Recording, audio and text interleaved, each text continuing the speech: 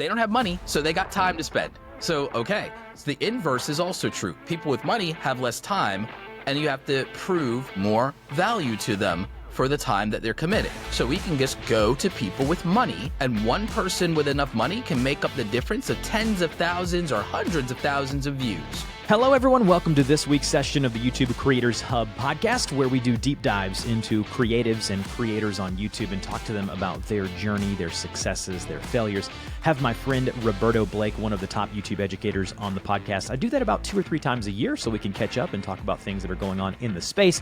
This one got spicy. This one is really fun, and a lot of things, we talk about a lot of things that I think are going to be extremely valuable for you. As far as sponsors, we don't have any on the show. I just ask that you support me and what I'm doing. I do offer one-on-one coaching for creators. If you're looking to grow your YouTube channel and you're looking for a coach, definitely check my services out.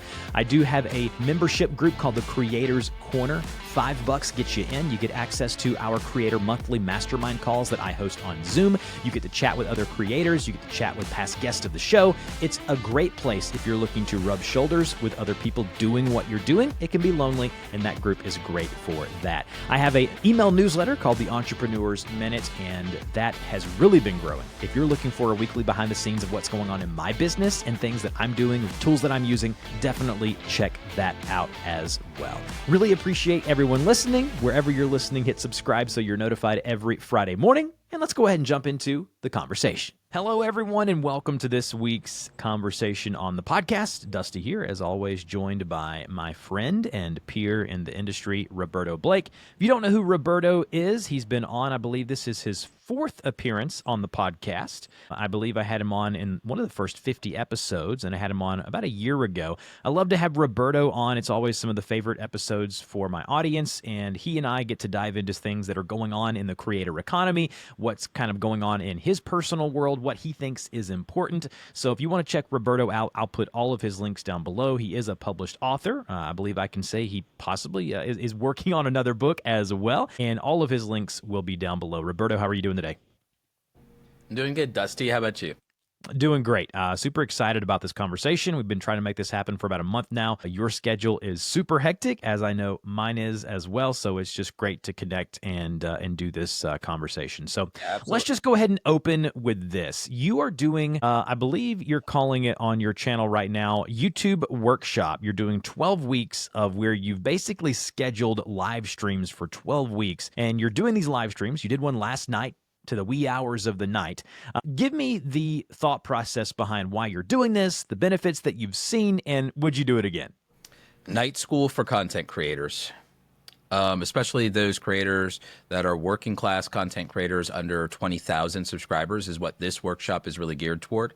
What I love about this is, in our space, we see people all the time who say, they are confused by all the information in the YouTube education space. They don't know where to start. They don't know who to trust. They feel left behind as absolute beginners. They are like, I'm overwhelmed. I just need a starting point, because they're coming into almost every YouTube educator worthwhile has been doing this for over 3 years, 5 years, 8 years, 10 years in some cases. I've been doing it for a very long time. And the trick is, at this point, there are so many things that a lot of us would take for granted and don't have the mindset of a beginner, or haven't started a new channel again, et cetera, gone through those growing pains of getting monetized again and everything like that. I mean, I always secretly start a new channel from scratch every year just to go through the sign-up process again. And I help new creators all the time, so I spend a lot of time with those beginners. So I feel like I'm not out of touch, but I wanted to do something where I could just literally point to a complete definitive series that leaves kind of no stone unturned for that absolute beginner, and give them a formal education in YouTube. Because if you were learning something and you took a community college course on it, you usually go through a 9-week course in community college. You usually are doing a night school session where you're going 1 or 2 times a week to that class, and the professor is giving you work and assignments and lecture and teaching you principles and theory and giving you some materials. So what I'm doing is I'm doing basically night school on Wednesdays, and every week for these 12 weeks, we've been meeting, focusing on that YouTube beginner under 1,000, under 10,000, under 20,000, so that we have kind of a range for beginners. So there are people who are stagnant. There are people who had a video pop off and they got their 1,000 subscribers, but they don't know anything. They just had a video pop off. So they need to know, well, what comes next. So we went through this process. I make slide presentations for every single one of these streams, and people can download it for free. They can go to Awesome Creator Academy and they can go to whatever week it is, and then they download the slides for free. I give the slide presentation, and then beyond the slide presentation, I do Q&A. Just like if you were in night school, you could ask your professor, you could raise your hand and say, hey, I have a question. I don't understand this. Can you talk about it a little bit more? And so I do that. They get some Q&A. And also, there's practical things that I do hands-on to demonstrate things to them. Like a week ago, I literally did a live editing workflow session where I opened up Premiere Pro and I showed them in real time the AI tools in Premiere Pro that cut all of your pauses, your ums, and your filler words, like with the click of a button, and the text-based editing workflow. I showed them the quick version of color correction. I showed them my green screen workflow and why I built a preset for it, so I don't have to agonize over green screen when I want to do it, and how to do motion graphics, background music, sound effects, transition, timing, and polishing those finishing touches on your video. And so they were able to see a workflow where they don't have to spend 10 hours to edit a basic talking head video, or 4 hours even, to where, oh, they could get this done in maybe 90 minutes or 2 hours tops, even if they wanted to agonize over adding B-roll. And I showed them how to do that, et cetera, et cetera. So we did a practical hands-on demonstration that's very rarely been done in a live stream, where you get to see someone edit a video more or less and their workflow in a live stream and see how it can be efficient for you, and then have someone also answer your questions about why they make the editing decisions they do, or where this feature or this menu.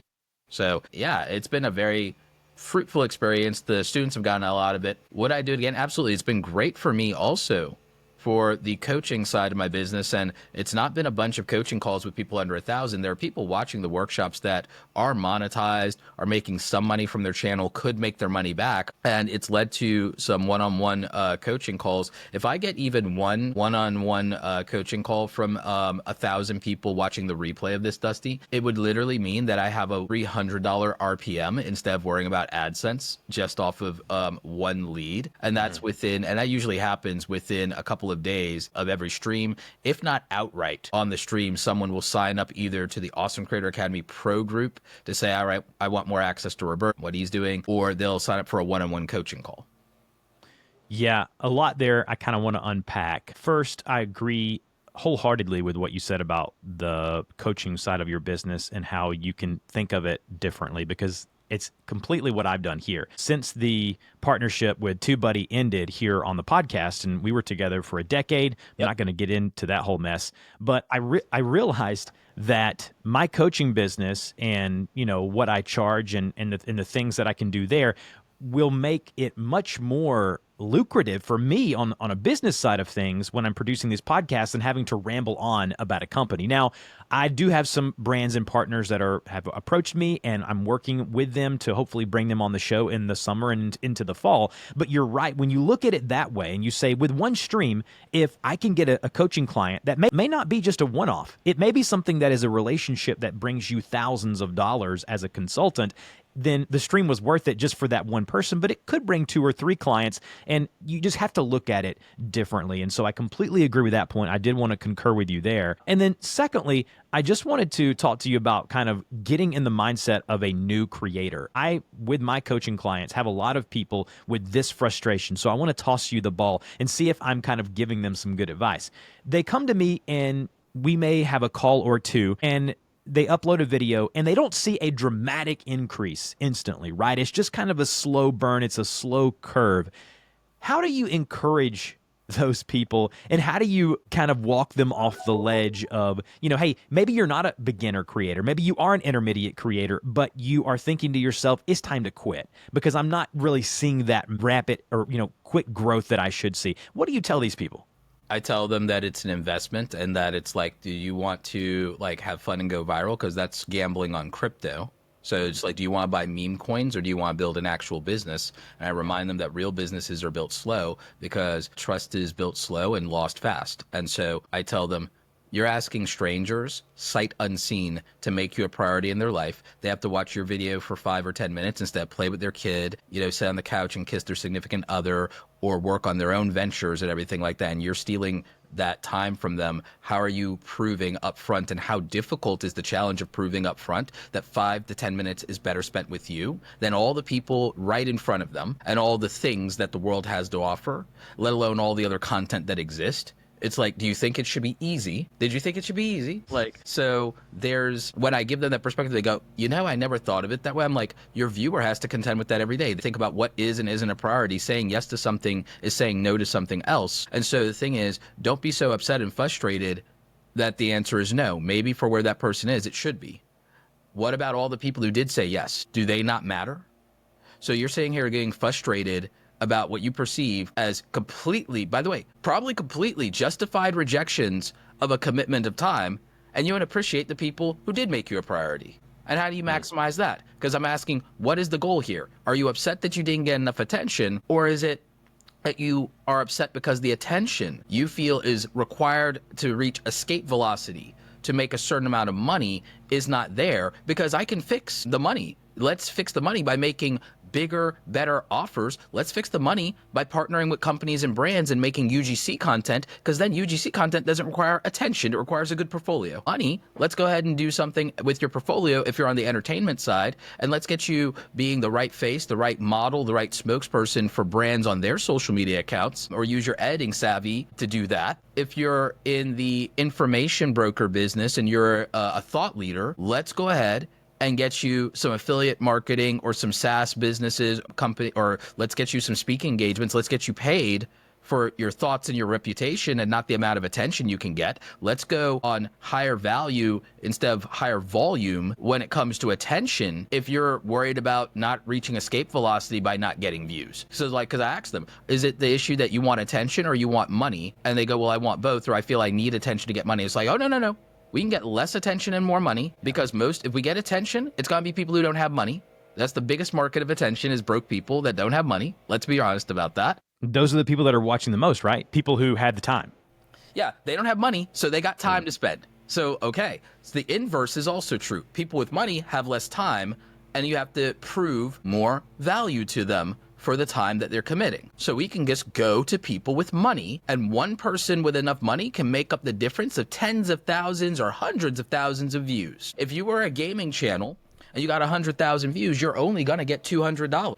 We could find one person that'll give us $200 if we create enough value for them, Yeah, it really is about creating the value. I've used a couple of tools before I've gotten on the call with you. I did this a couple of weeks ago when I thought we were going to hop on the call, so I've had some time to kind of marinate it a little bit. And I've curated a couple of questions. That was one of them. And here's the second one that I get a ton, whether it be in my Creators Corner group or whatever it may be. The second question is, how come I upload a video, Roberto, and it does well for maybe a few hours, and I see that spike in the graph in my analytics, and then YouTube just completely drops it? It looks like it completely gets removed from the algo. What am I doing wrong? You're not necessarily doing anything wrong. Let me ask you, when that happens, are you making an evergreen video or are you making a topical video? Yeah, that's exactly what I tell my clients. Exactly that. I was just texting someone that yesterday. So let's flesh this out a little bit. Explain what you mean by that. If you're making a video that pops off right away, like when I made a video about the TikTok ban, it was a 1 out of 10 video for like 2 or 3 days, and then it died because guess what? The attention died. No one cared after 2 or 3 days. When it was breaking news, it got views. When it was old news and people moved on and they had something else they wanted to pay attention to, it was over. And that was that. And that's fair. Meanwhile, a video that I made, like my green screen tutorial, or even more recently, my video about how to use copyright music. My video about how to use copyright music, I don't know if it even got 1,000 views its first day that I uploaded it. And now it's steadily getting 150, 200 views per day. In fact, I think I can look at it here in analytics right now. So the first day I uploaded this video. It's almost to 20,000 views right now. The first day I uploaded it, I have 600,000 subscribers. This video, people are like, oh my God, how embarrassing for you. It did 1,500 views the first day I uploaded it. But the thing is, it's been steadily getting between 100 to 200 new views every single day since January, and it's now April. It is at about 19,000 views. It's almost to 20,000 views. This will end up being clearly at a rate of 200 a day, and there's no reason for it to slow down. There's no lack of people who don't want a video that tells them in 3 minutes exactly how to use copyright music legally in YouTube. It's pretty much the shortest video of its kind without being a YouTube short. It uses a Linkin Park song the entire time through the video to illustrate the point that it's making. And it's done in green screen, so the quality is excellent and the audio is excellent. I did everything as perfectly as possible for this video. It has great retention on it. It is ranked in Google search and YouTube search as the first result, to the point where, Dusty, 53% of its traffic is from YouTube search, 35% is external, that 35% is Google. So literally 90% of all of the traffic for this video is from search, and the searches for this topic are not going away anytime soon. I did the same thing with my green screen video that had 1,600 views its first day, 300,000 views today, 2 years later. So what I know about this is if you are making an evergreen video for which there is attention, long tail, sure, the initial surge of its views will probably be people familiar with you and who are interested in the topic immediately, because YouTube has the most opportunity for distribution at upload initially for those things. Now, then after that, it's a matter of, is this something people are interesting? If it's for example, a celebrity scandal, it can last longer than the initial 3-day news cycle. If that celebrity keeps getting in the news and keeps getting things, or new people because that celebrity has a target market, as an audience, has a total addressable market of tens of millions of people around the world. So there are going to be people like, what happened to this? Or if it scrolls in their feed, they'll make it a priority. There's familiarity bias. And then there's all the intrigue behind it. But if you're making videos that are informational, if you're making videos that are either informational or you're making something that's even more personal, it has a much lower shelf life if there's not something to add energy and fuel and momentum to that thing. For those of us who are thought leaders, we need to make content, and it's not about optimizing for SEO. It's about optimizing for search intent. It's about leading with a problem that is a priority for people and understanding when it will be a priority, how long it can be a priority, and why it's a priority. And so all of this is down to human behavior and psychology. Keep thinking algorithm, and everyone keeps sitting here trying to pander to robots instead of anticipating real human beings' needs, wants, desires, and knowing, hey, here are your preferences, here are your prejudices, here are your priorities, and here are the problems that you have. And those things dictate how you watch content. A bloody algorithm can give you all the exposure it wants, but you keep throwing something in front of me 12 times doesn't mean I'll make it a priority. Mm-hmm. Yeah, having to think like the viewer is important. You're right, because it is humans at the end of the day. Yeah, the algorithm is trying to curate it to whom it shows it to, but as far as who clicks on the packaging, that's the person behind the screen. So understanding all the things that you just mentioned is certainly pivotal. You and I may be in the YouTube educator space, may be the biggest proponents for evergreen tent pole type content. My YouTube channel, Think Tutorial, almost at 400,000 subscribers. I do tech tutorials, have been doing them for over a decade now, and my YouTube, main YouTube channel has been built upon that for years. And I've seen it ebb and flow, and I've seen things change. And something cool that's happening where, now, a lot of my traffic came from external, which was Google or a search engine. Now a lot of that external is AI tools. Now you can see, OpenAI or ChatGPT showing up of people who are finding your videos that way. And I think we're going to see a trend that direction as well. With that, at the end of the day, what I always tell my clients is if they see that peak and then the really hard fall off, a lot of that is probably having to do with packaging as well. Because if your thumbnail or title is not good, if the visuals or the cover to your book is just not what people are wanting, then it doesn't matter if you have 5,000 impressions. If it's not good, then they're not going to click into that. Has anything changed in the way that you think about packaging in the past couple of years, as far as you and I have talked about this before, but if you are a creator right now and you're thinking to yourself, oh, this is me, I feel like I get a lot of impressions, but then no one clicks into it. What are some things that these people could be doing differently to help improve that problem? Great. That's a great question. Everything is topic, title, thumbnail, and timing. The packaging on the thumbnail side, for example, is, the thumbnail inherently has to be visually attractive at a glance to begin with. And most people struggle with that because they just lack the technical ability and expertise. Some of it is taste. Some people, they know what looks good because they know what they would click on.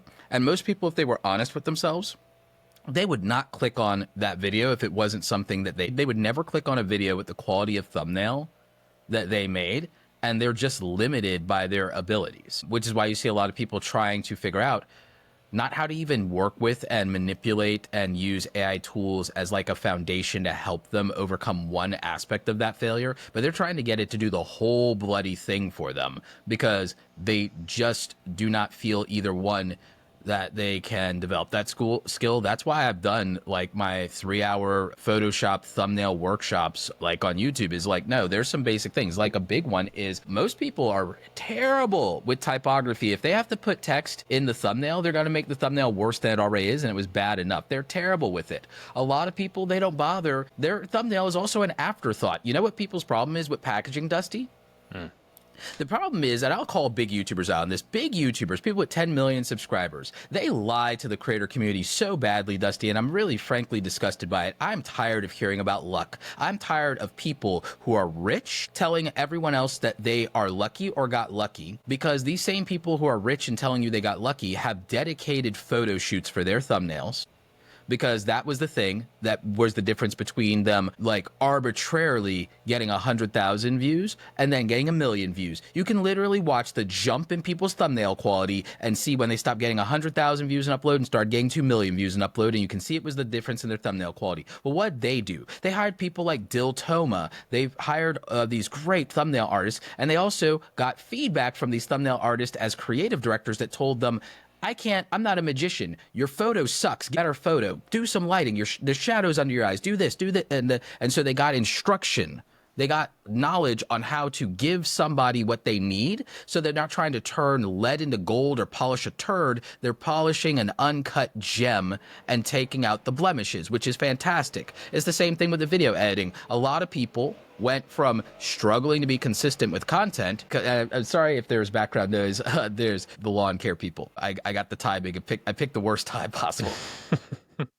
Trying not to interrupt my thought here, but like they go and they got video editors that make their quality of content better so they can focus on the production. So now these people have focused teams. These people are small media companies, and they're going to tell a working class content creator who has to do this all by themselves after working a 40, 50-hour a week job and wrangling their kids when they come home and still finding the energy to cook for themselves, let alone then find the little scraps of energy and time left to now sit down, record a video, make a thumbnail after the fact, and do all these things. They're going to sit there and tell that person it's luck.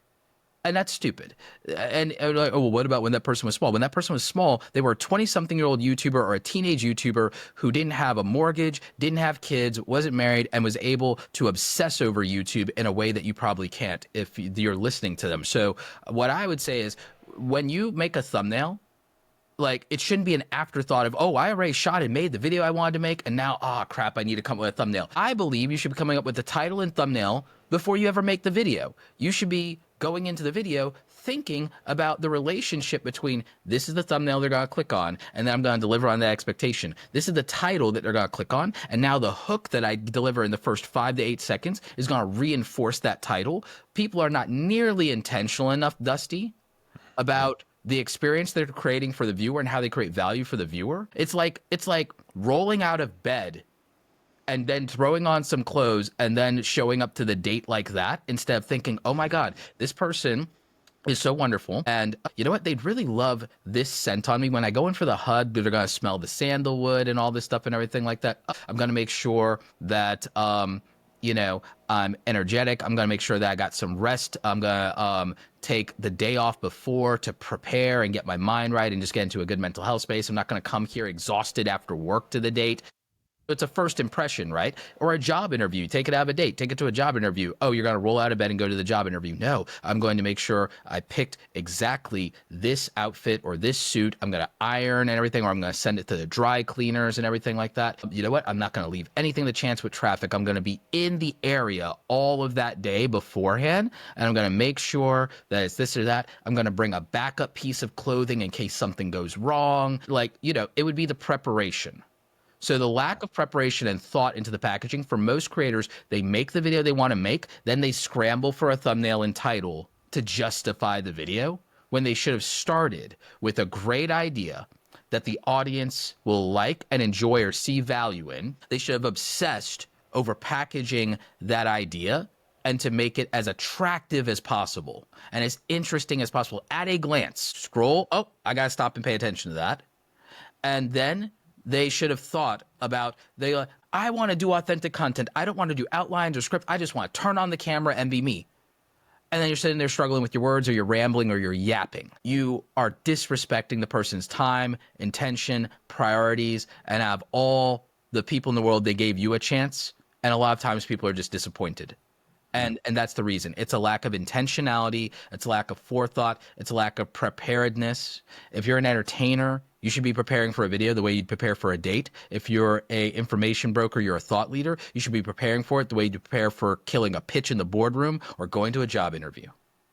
Yeah, I couldn't agree more. I want to start calling you the king of analogies. That's what I want to start calling you. I feel like every time you come on this podcast, you have some wonderful analogies. So thank you for sharing that with the audience for sure. You mentioned at the end of that answer, Roberto, about the rise of this thought that of where it's not overly edited. There's not as many just jump cuts all over the place like what we used to see back in the early days of YouTube, even 7 or 8 years ago. What are your thoughts on this? Because I feel I like that. I consume a good bit of that content where someone just turns the camera on and they have a bulleted list of things they want to talk about, and it's like we're having a conversation between friends. What are your thoughts on this, and where do you see this going? People are using the idea of authentic content as a euphemism for something very different, because editing doesn't make you less authentic. Mm-hmm.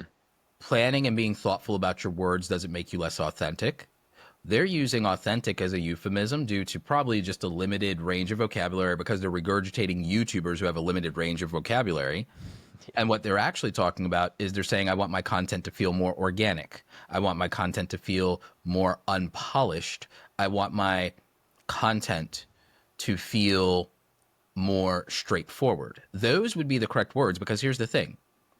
Dusty, when you decide to edit out dead space from a podcast or filter the background noise because Roberto's lawn care people came early, is that less authentic? No, it's just smart. It's just smart. It's just creating the best experience possible. When you decide to go into something and you come up with at least some bullet points so that you don't end up just rambling or yapping and wasting people's time, are you being inauthentic? Are you saying things you don't believe? Because what is authenticity? Authenticity is when you present yourself accurately. It's when you present yourself truly. Do people think that they're not being their true selves because they have to edit, or because they have to prepare, or because they plan? When you write a script, are you writing something you don't believe in?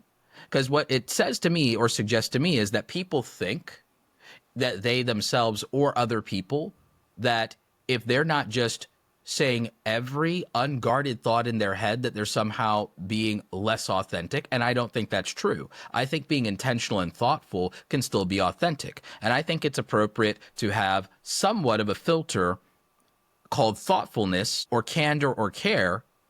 Me, you know me, I'm transparent and I'm radically honest, almost to a fault. I am blunt as hell. But that doesn't mean that I just say every intrusive, random thought that comes to my mind without thinking about the consequences or thinking about who I'm speaking to, what their mind space or mental health is. If I just want to say whatever I want to say and yap, I'm not being authentic. What I'm being is I'm being insensitive, and I'm being careless, and I'm being thoughtless, and I'm not respecting other people's time, other people's space, or other people's energy if I do that. I'm not inauthentic when I decide not to curse in front of my goddaughter. I'm being polite and respectful and thoughtful and a responsible person. Yeah, I think it's a bit of a facade because they see these creators that are doing these what they think to be more authentic videos. And it's really like you said, they're just being more transparent. But I think what people don't realize that behind the camera, they're being very intentional with what they're doing. The ones that these people are referring to, right?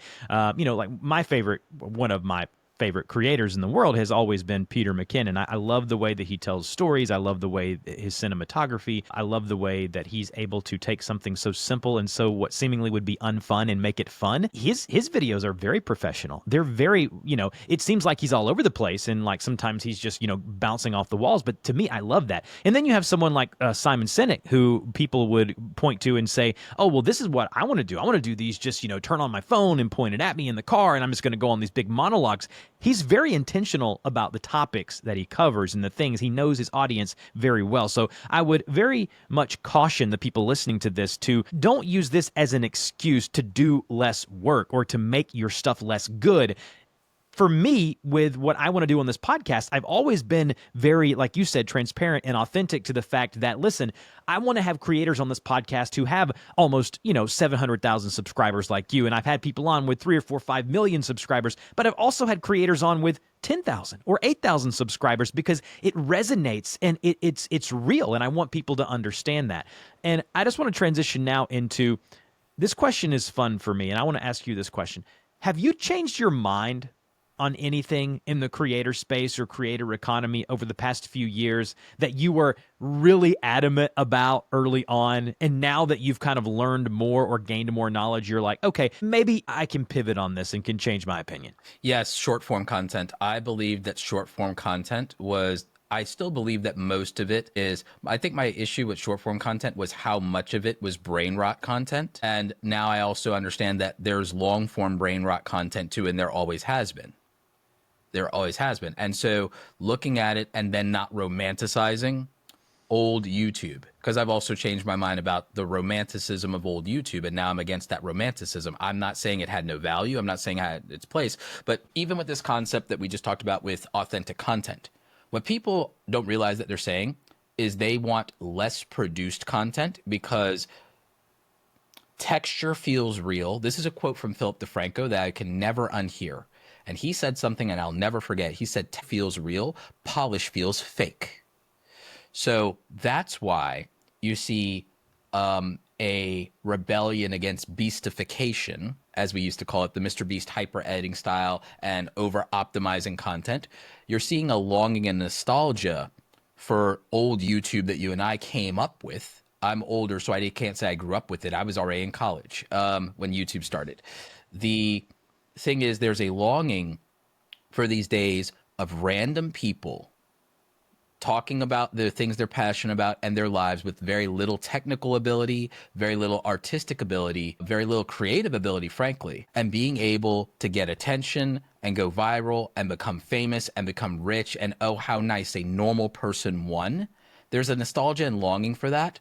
The reason it'll never come back is because the era in which that happened, in that first, let's say 10 years or so of YouTube, is that internet video in the hands of a normal person was a novelty item. YouTube was a novelty gimmick website that the modern public did not understand. It was not a household name and not ubiquitous and not something we all understand. And it was not something that people grew up with. It is now cable television. It is basically now cable television. It's surpassed cable television in its attention and its reach. It's beyond Netflix now. But when it started, all of those quirky, weird creators, those esoteric creators who could do things off the beaten path that people so desperately want to do because they grew up loving those creators, and now they are angry that they can't be the next generation of that creator. And they're forgetting that the conditions under which those people existed were radically different than today. And so what was once a novelty is now the new normal. So you can never recreate the magic, no matter what you do, of OG YouTube. There was a point during the pandemic and the rise of TikTok where TikTok and short form and vertical video and the virality of that was a novelty item also. We so heavily saturated that we sprinted in 5 years, I would say, of the same experience that YouTube took 15 to accomplish. We compressed it. So now If you do something else, the span at which you would recreate the buzz of a TikTok will be an even shorter lifespan. So, but you see what I'm saying? The condensing of this keeps happening. So you can't recreate that novelty. So something I pivoted on was my belief that, one, that can be recaptured. I no longer believe that. I believe there'll be small cycles of it that will have outliers, and you will have people like Sam Sulek. You will have people like that come up, but they will be a minority. There will not be a new wave. There will not be a new wave. This will not be a trend. It will be a microcosm. Okay? Mm-hmm. And then my belief now on short form diluting the value of long form, I no longer believe that. It's not that I felt that it algorithmically did it per se. It's that I felt that it was conditioning people and attention spans. I now see an inversion happening. And the other thing is, I came to a conclusion that's like, would any of us care which format on YouTube between short form and long form was getting us views if they've all paid the same? Because every time I ask a creator, would you care about, oh, my shorts are getting, I wish my long form videos were getting the views my shorts were. It's like, if they paid the same, would you care? No. The answer to that is every time. No. Every time. So I go, fantastic. So the answer is build a business outside of YouTube where your brand matters. I'm going to say something. Do you mind if I say something slightly polarizing and controversial? No, not at all.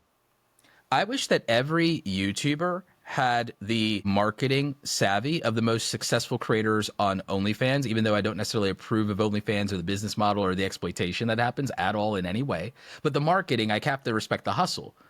If you make short form and you're doing that kind of content, all you're doing is promoting a $9 a month subscription, basically, is the business model, right? That's right. If a YouTuber has a membership or a thing and every piece of short form they had got massive attention and views, oh, but I don't make enough ad revenue off of it. If the notoriety of knowing who you are was a pipeline and a funnel to a recurring membership that's $9 a month, $99 a year, you wouldn't be worried about what pennies you're not getting off of ads. Yeah. Because your RPM value and your lifetime revenue per customer would just be so high that if every 1 in 1,000 people, which is less than it's a 0.1% conversion rate, if every 1 in 1,000 people was $99 a year, do you really care that shorts is paying a 10th or a 100th of what regular long form videos are, when all it is at the end, hey, sign up for my membership. Hey, sign up for my membership at the end of every video. They got everything they wanted in 55 seconds. And then the last 3 seconds is sign up for my membership. Oh, you have a membership? It's like, it's just a funnel at that point, right? So why not? And again, that's not an endorsement of OnlyFans today. Yeah.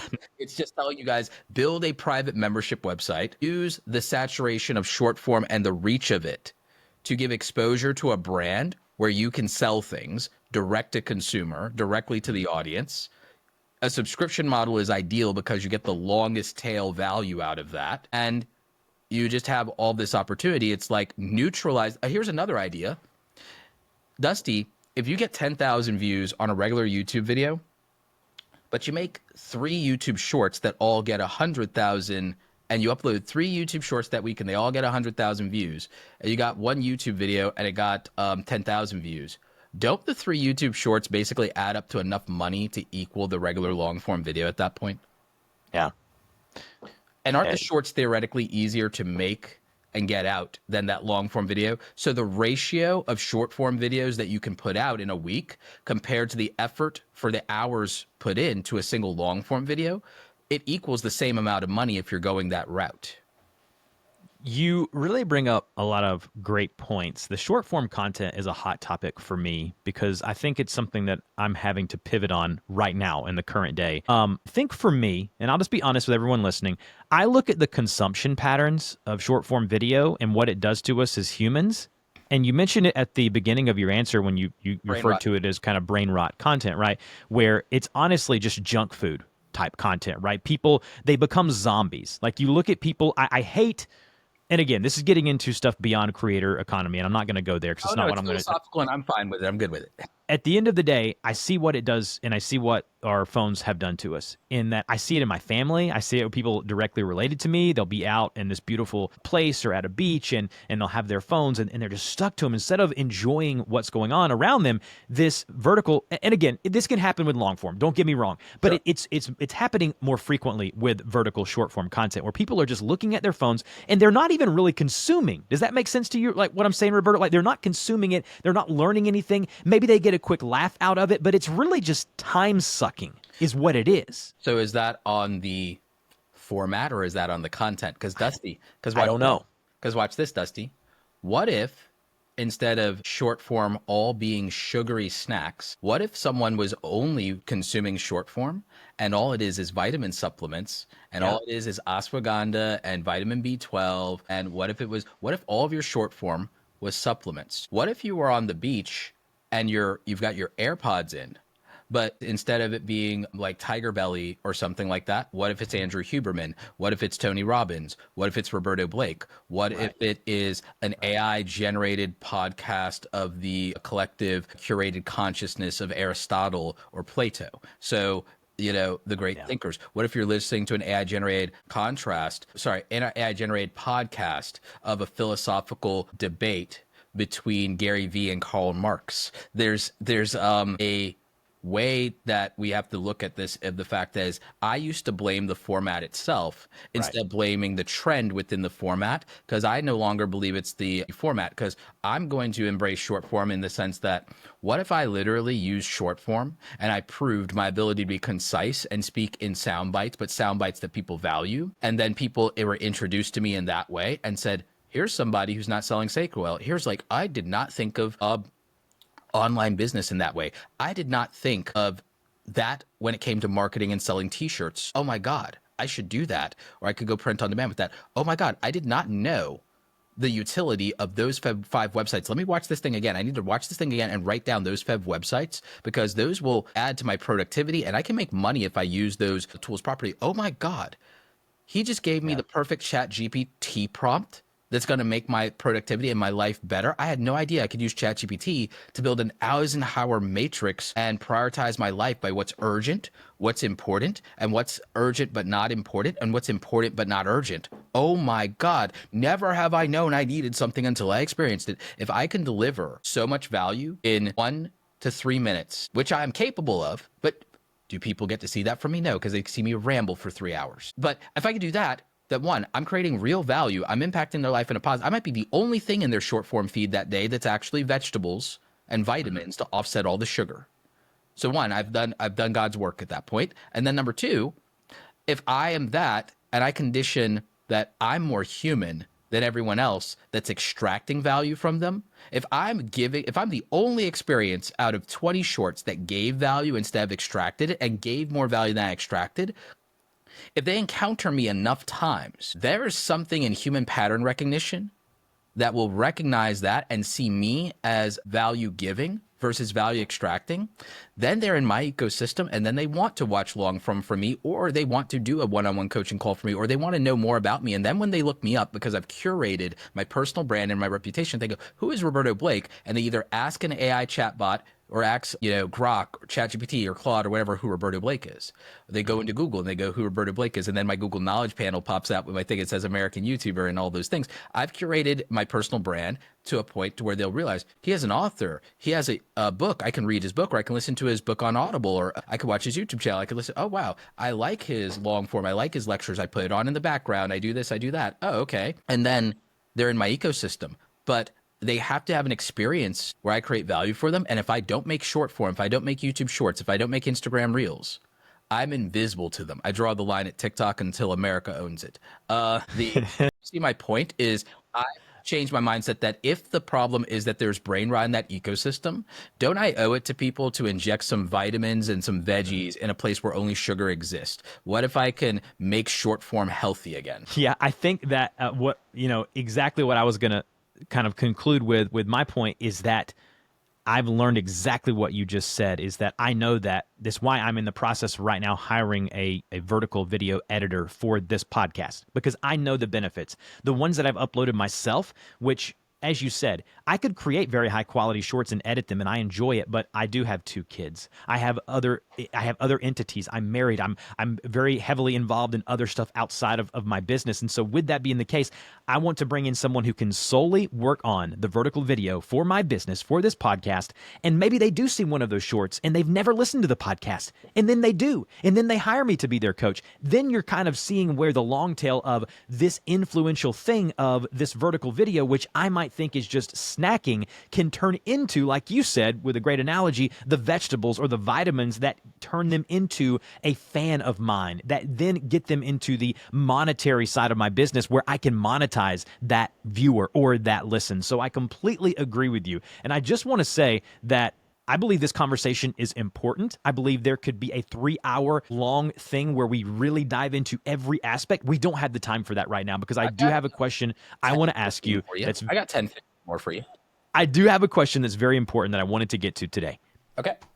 How do you foresee AI impacting, and we talked about this last time, but I really want to ask you a condensed question of what is AI going to do to YouTube? Not necessarily, I mean, yes, what is it going to do creator-wise? I mean, I already know how it's impacting my business. I mean, every day, I was listening to Mac Break Weekly, and Alex Lindsay on that podcast was talking about there's not an hour that goes by in his day that he's not using some form of AI. He's not against it, but he's for regulation. He's for all these things.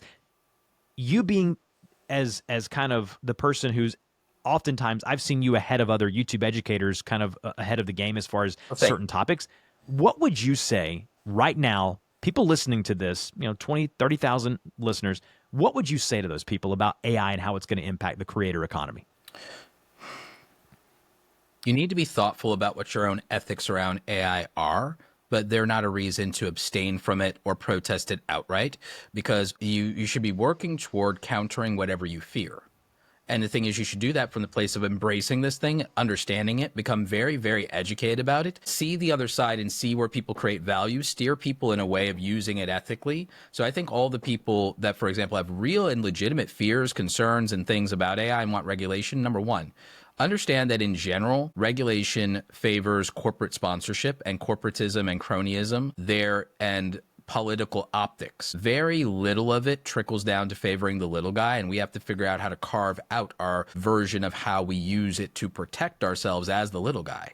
And so I think that that's very important to just acknowledge that reality and not be some political idealist, because I think you need to be a realist and an optimist. I'm not saying be cynical. I'm not saying be bitter. I'm saying be realistic and optimistic and say, people are going to use this. Let me make sure they're using it ethically and responsibly, and that they can get the results that they want by using it ethically and responsibly. So I think it's for the people to say, hey, we've unleashed this power upon the world. Let it not become a terror. And I won't rely on the powers that be to take on that responsibility. It needs to be done at a cultural level, because regardless of what they do in Washington, the truth is, and you can see this all around the country, all around the world, is the truth is whatever becomes culturally normal or acceptable is the reality, not what they dictate in Washington. They will follow, even the people in Washington will follow what enough of the masses advocate for and culturally normalize. They're not really leaders. In many cases, they're followers. They will follow the popular opinion or the money or both. And if you just understand that and accept that, you realize you have to become educated about AI, and you have to educate people to use AI in a way that is responsible, ethical, and appropriate. Now, the other thing is for creators, and where I see it with the platform and content creation in YouTube, is the platforms understand this, and they're making standards to embrace AI, and they're using it to make all of our lives better. The fact that you can reach an audience, no longer have a language barrier to them, is great for creators, and they'll get more audience, more views, more of a community. It'll make the world smaller. Apple just decided that within 2 years, you're going to have real-time AI audio translation in the AirPods, in addition to all the accessibility things they just did with AI to make AirPods essentially affordable hearing aids for people for the hearing impaired. That's a tremendous benefit for humanity. And now we're going to have Star Trek-like technology where we're all going to have real-time translation in our ears within the next 2 years. It's going to suck that first 2 years, but it's going to be great in 5 or 10. It's going to revolutionize humanity and make the world smaller and make us all be able to understand each other better. And there's nothing but good that comes from that for the most part. And so we need to accept that those things are a reality. One of the things we're going to see is, imagine a world, is any YouTuber going to complain when YouTube gives them an option? I'm not saying YouTube is absolutely doing this, hint, but okay, is anyone going to complain when YouTube decides that when you upload a video, it'll have an option where, hey, you know what? Your audio is not perfect. You can toggle this button on, and we will AI enhance your audio for you, and you'll get studio quality audio, and it'll be at $0 cost to you. Is anyone going to complain when YouTube embraces AI and does that? No. No, not a one. I don't think people are complaining that, oh my God, please YouTube, don't translate my audio, my transcription, my titles to languages where people can enjoy my content all over the world. Oh, please don't do that for me. So I don't think people are going to complain about these things in the majority. I think it's going to be edge cases. And some of those edge cases are valid with protecting intellectual property. You recently saw Elon Musk and Jack Dorsey advocating for the end of copyright and IP. I'm like, oh, gee, I wonder why they would do that. And it's not for your benefit. The thing about it is, I do want those things protected. I think that we could look at things. I know that blockchain is a dirty word to some people, but you know what? In a world where anyone can steal your stuff with AI, wouldn't it be nice if everything you make has its own DNA, it has its own social security number, it has its own chain of custody that can be publicly validated as a point of origin and say, no, this is attributable to you. And then if it's monetized in any way, shouldn't you get a cut? That's what blockchain could look like in the future, is chain of custody and ownership for anyone who creates intellectual property, is that it has its own DNA without us having to file it with the government. It's just the technology layer itself. You know, we used to do that with metadata, but metadata can be manipulated. But if it's built into the thing at a DNA level of the thing that's created, and it's harder or impossible to manipulate, and it ends up in the public register, the public register could serve of a way of having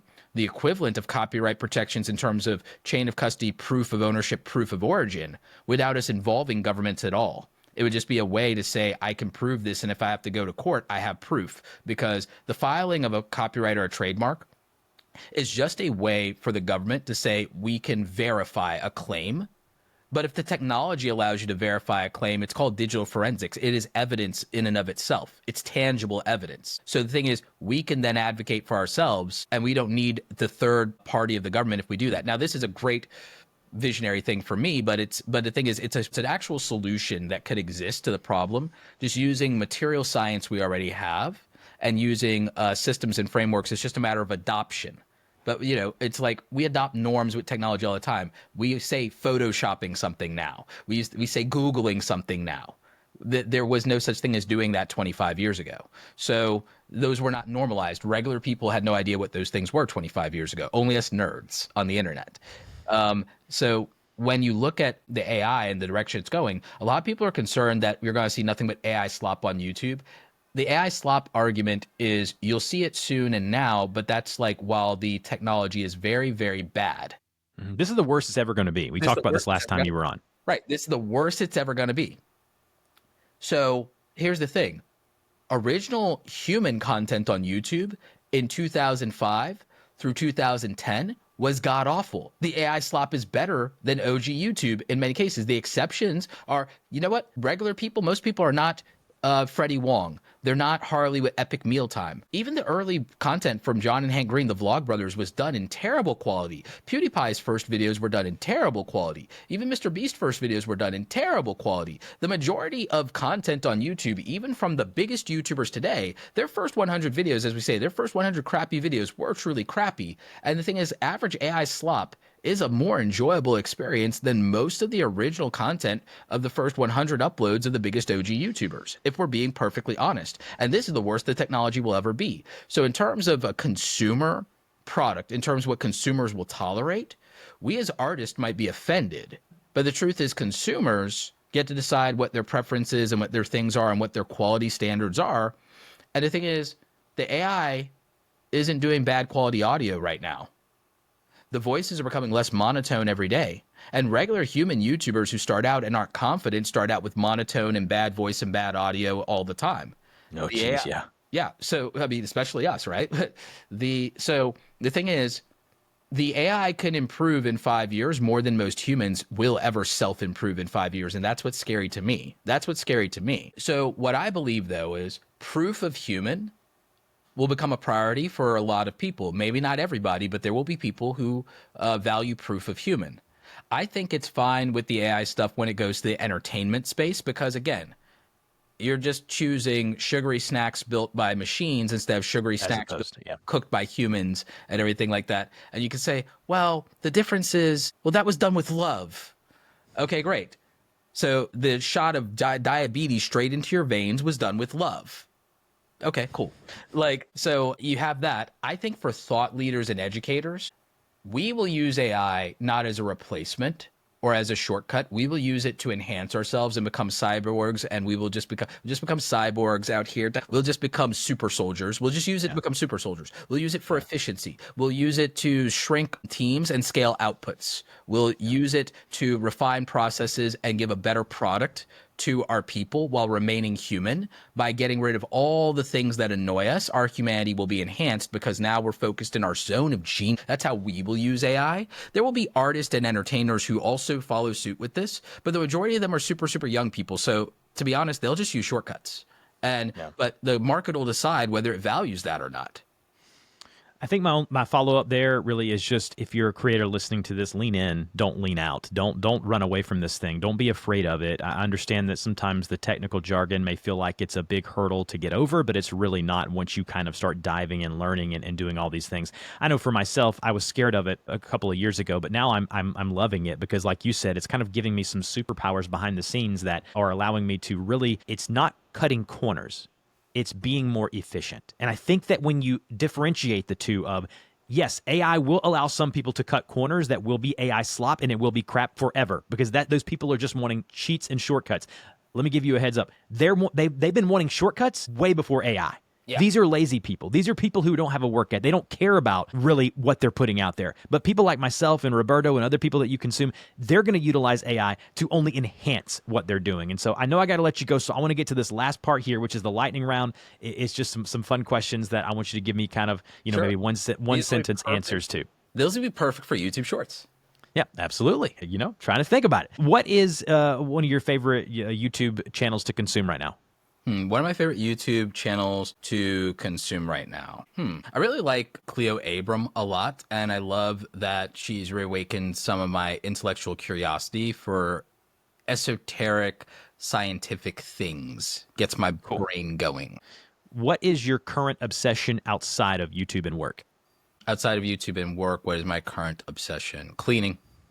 Like organization, cleaning, life optimization, also micro workouts. I've been doing these micro workouts where I've been doing weighted squats, and I try to do 100 weighted squats a day when I can now and everything like that. I've become obsessed with that. I've become obsessed with my pull-up bar in my closet. I'm just like, I'm walking by. It's like, you know what? It's going to take me less than 2 minutes to get a micro workout in. Let me just go and do the pull-up bar for as many pull-ups as I can, just real quick. Just get it in. I walk into a room. I leave weights in the rooms that I spend the most time in. So it's like I walk by, I glance, I go, I'm not going to walk by those weights and not pick them up. It's like, let's get a 90-second micro workout. I've been ahead of the game. I've been doing that for a long while. My wife has made fun of me. I have the little push-up things that I have, and I try to do 100 a day. Nice. Try to do the body squats. I've heard them called exercise snacks or micro workouts or whatever you want to call them. So yeah, it's micro workouts is what I call it. That's really cool. If you weren't a YouTuber or an online educator like you are right now, what would you do? Social media consultant, most likely, because that's what I was doing before I pivoted to content creators. I was a full-time freelancer, mostly in graphic design, all those things, doing branding, doing packaging, doing the print design for, when you go to trade shows and conferences and you see people and they have the backdrop or they have the table spread with their logo on. I used to do that stuff for a living, or the packaging for their products, book cover design and everything like that. So I used to do those things. It evolved into consulting as my own social media grew. Other people and small businesses worked with me and I managed their social media. So right now I would probably just be in the world of consulting or marketing, or I'd be working for a company, maybe Kajabi or something like that. I even think sometimes of like, if a company out there, if like a 9-figure, 10-figure company wanted to just have me on retainer, and I don't have to do like actual clock in hours or any kind, but I just need to be available to do some calls, I'd be open to doing, a like $80,000 to $140,000 a year gig where I give up 10, 20 hours a week to do consulting for one company if they were willing to pay me $80,000 to $140,000 a year to do that, to give up 10 to 20 hours a week flex time. But it's just about consulting or doing meetings or solving some problems. I don't have to clock in regular hours. It's just me doing these micro calls with them or something like that over the course of a week and giving my thoughts or reviewing a product feature or meeting with some product managers. Like, I would be willing to do that on top of everything else I do. I mean, the money's good, but also I like the idea of being involved in technology. So I would want to do that for either like an AI company or an education company. So if I'm willing to do that consulting, like part-time flex time, I would just do it consulting either with multiple clients where I do, I mean, similar to brand deals, right? I would just basically consult with brands, if not be a spokesperson for them and their presenter at events and be their wrangler, be their ringer, be their guy that goes at events, is charismatic and crushes it. Like I did at NAB show, right? With Opus Clip. I would just do things like that for companies, and I would just say, yeah, I'll do all these things for you. You'll be category exclusive, and I would just get 3 or 5 companies to pay me $60,000 to $120,000 a year each, 3 to 5 companies, and I would just want to make, like $250,000 to $360,000 a year doing that, working with brands, and I would just do a combination of consulting, public speaking, and some marketing services for them on the back end, and that would be that.